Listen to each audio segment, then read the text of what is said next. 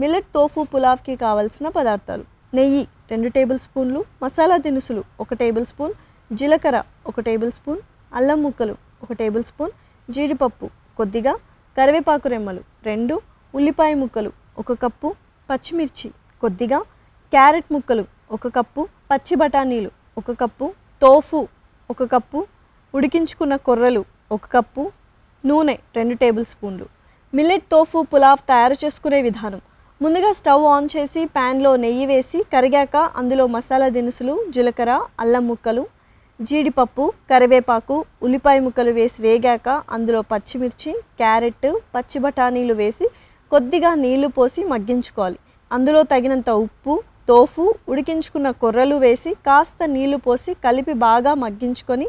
Serving బౌల్లోకి తీసుకొని serve చేసుకుంటే ఎంతో రుచికరమైన మిల్లెట్ టోఫు పులావ్ రెడీ.